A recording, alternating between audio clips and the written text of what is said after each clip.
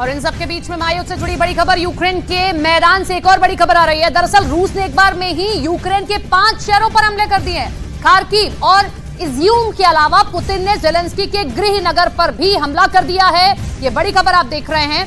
Putin हमेशा कुछ ऐसा करते हैं जिससे पूरी दुनिया चौंक जाती है। इस बार पुतिन ने एक ऐसा फैसला ले लिया है जिसमें यूक्रेन में ही नहीं, पूरे यूरोप में खौफ छा गया है। पुतिन एक ऐसी मिसाइल की तैनाती करने जा रहे हैं जो सिर्फ 1 सेकंड में किसी भी शहर को जलाने की क्षमता रखती है।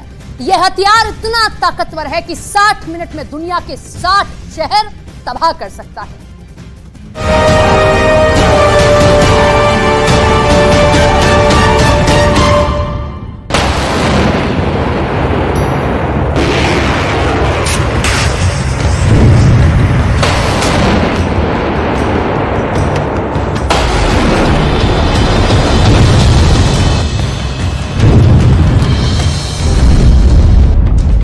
पूरे यूरोप में हड़कंप मच गया है।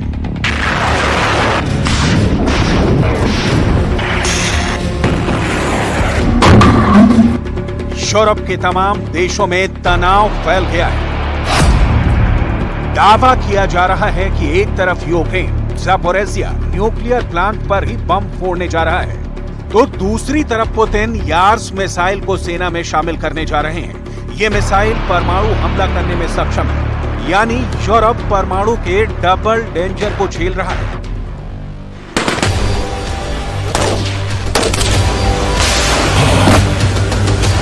ज़ापोरिज़िया पर यूक्रेन ने दबाव बहुत बढ़ा दिया है और यही वजह है कि अब पुतिन ने ज़ापोरिज़िया पर नई चाल चल दी है।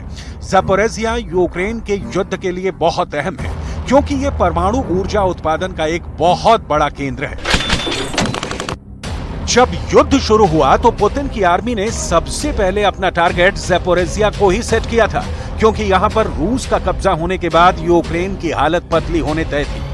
ज़ेलेंस्की भी ज़ापोरिज़िया की कीमत समझते हैं। यही वजह है कि उन्होंने अपने सैन्य अफसरों से साफ किया है कि उन्हें किसी भी हाल में ज़ापोरिज़िया चाहिए।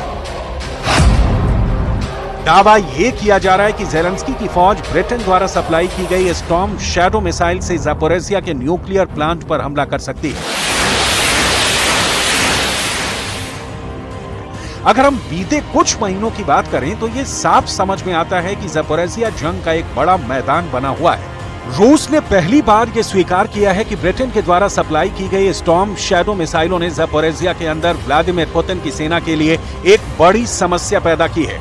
इसकी पुष्टि येवगेनी बालित्स्की के बयान से भी हो रही है। येवगेनी बालित्स्की को मॉस्को की तरफ से यूक्रेन के ज़ापोरिज़िया क्षेत्र का प्रमुख नियुक्त किया गया है। यूक्रेन में ज़ापोरिज़िया क्षेत्र के प्रमुख येवगेनी बालित्स्की ने कहा कि ज़ापोरिज़िया के अंदर स्टॉर्म शैडो हथियार परेशानी पैदा कर रहा है और क्रेमलिन की सेनाओं के लिए अमेरिका के हिमार्स की तुलना में ज्यादा खतरनाक साबित हो रहा है। बालित्स्की ने आगे कहा कि यूक्रेन की सेना निश्चित रूप से हमें अपनी मिसाइलों से परेशान करने में कामयाब हुई है, खास तौर पर स्टॉर्म शैडो मिसाइल। ये बयान साबित कर रहे हैं कि ज़ापोरिज़िया में स्टॉर्म शैडो मिसाइल का इस्तेमाल यूक्रेन के लिए गेम चेंजर साबित हो रहा है। यूक्रेन के काउंटर अटैक में भी इस मिसाइल का इस्तेमाल हो रहा है। पुतिन के बेहद करीबी रहे इस सेनापति ने कहा कि जब हिमार्स ने रूस पर कहर बरपाना शुरू किया था तब भी हमारे लिए मुश्किलें खड़ी हो गई थी, लेकिन धीरे धीरे रूस की सेना ने हिमार्स को काबू कर लिया और हिमार्स का तोड़ निकालकर उसको बेकार साबित कर दिया। लेकिन अब ज़ापोरिज़िया के अंदर स्टॉर्म शैडो मिसाइल नई मुसीबत बन गई है। येवगेनी बालित्स्की की बात को काफी भरोसेमंद माना जाता है क्योंकि सितंबर में बालित्स्की पुतिन के साथ देखे भी गए थे।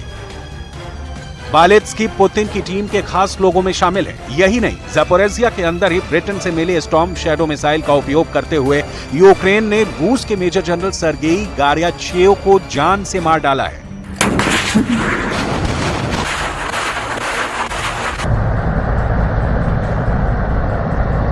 पश्चिमी मीडिया के दावों के मुताबिक मेजर जनरल सर्गेई गार्याचेव ज़ापोरिज़िया इलाके में एक रूसी बंकर में मौजूद थे। इसकी खबर यूक्रेन के खुफिया यूनिट ने यूक्रेनी एयरफोर्स को पहुंचा दी, जिसके बाद यूक्रेन के लड़ाकू विमानों ने ब्रिटेन से मिली स्टॉर्म शैडो मिसाइल से बंकर पर हमला किया। दावा किया गया है कि जैसे स्टॉर्म शैडो मिसाइलों ने धमाके के साथ बंकर को उड़ाया, उसी वक्त उसकी चपेट में रूसी मेजर जनरल सर्गेई गार्याचेव आ गए और मारे गए।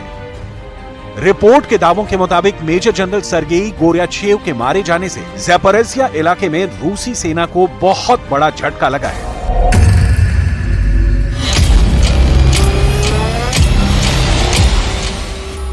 दरअसल जिस तरह लगातार ज़ैपोरिज़िया के अंदर ज़ेलेंस्की की आर्मी ताबड़तोड़ हमले कर रही है और यही वजह है कि अब पुतिन ने बेहद चालाकी से एक नया दांव चला है।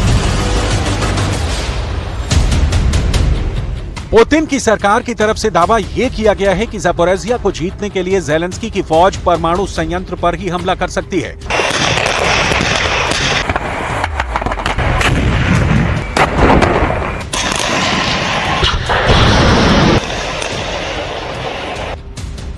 और जैसे ही यह गंभीर आरोप यूक्रेन पर लगा, यूक्रेन बैकफुट पर आ गया और ज़ेलेंस्की की तरफ से यह दावा किया गया कि यूक्रेन ज़ैपोरिज़िया पर किसी भी तरह के अटैक की प्लानिंग नहीं कर रहा है। इसके पीछे रणनीतिक कूटनीति क्या है?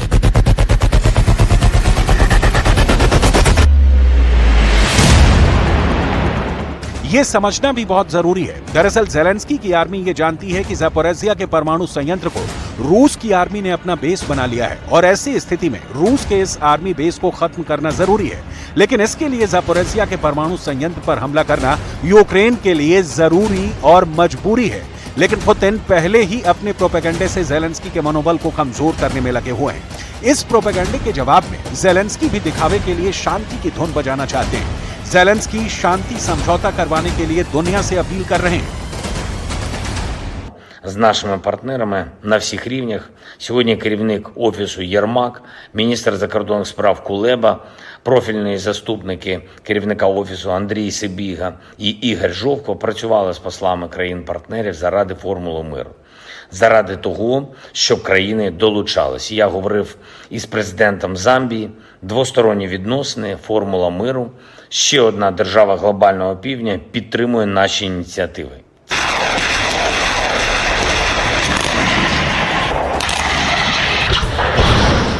दूसरी तरफ मॉस्को के अंदर भी उस वक्त हड़कंप मच गया जब पुतिन के आवास के पास एक गोदाम में आग लग गई।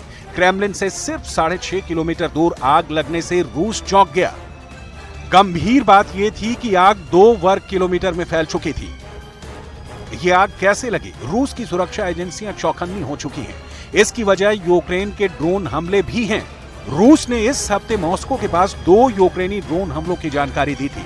रूस की सेना ने पश्चिमी दक्षिणी दिशाओं से आ रहे ड्रोन को एयर डिफेंस के जरिए मार दिया था। लेकिन जब अचानक आग लगी तो फिर से पुतिन की सुरक्षा को लेकर चिंताएं खड़ी कर दी।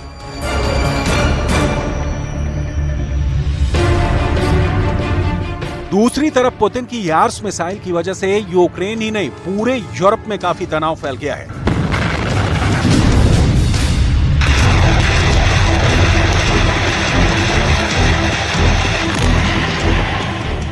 दरअसल रूस के राष्ट्रपति व्लादिमीर पुतिन ने यार्स अंतर महाद्वीपीय बैलिस्टिक मिसाइल को फिर से सेना में शामिल करने को बोला है।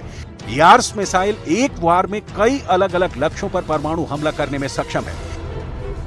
ये मिसाइल इतनी खतरनाक है कि एक बार में यूक्रेन की राजधानी कीव को नक्शे से मिटा सकती है। रूस के स्ट्रेटेजिक मिसाइल फोर्स के कमांडर्स का दावा है कि स्ट्रेटेजिक मिसाइल फोर्स इस साल यार्स मोबाइल कॉम्प्लेक्स के साथ एक बार फिर से तैनात होने जा रही है। रूस के रक्षा मंत्रालय की तरफ से कहा गया है कि रूस की यार्स मिसाइल अंतर महाद्वीपीय बैलिस्टिक मिसाइल रेजिमेंट को युद्ध ड्यूटी पर तैनात कर सेना अपनी क्षमताओं को फिर से बढ़ाएगी। यार्स मिसाइल रूस की सेना में पहले से तैनात टोपोल मिसाइल सिस्टम की जगह लेगी। पुतिन की सबसे बड़ी game changer missile RS-24 Yars missile कैसी होती है?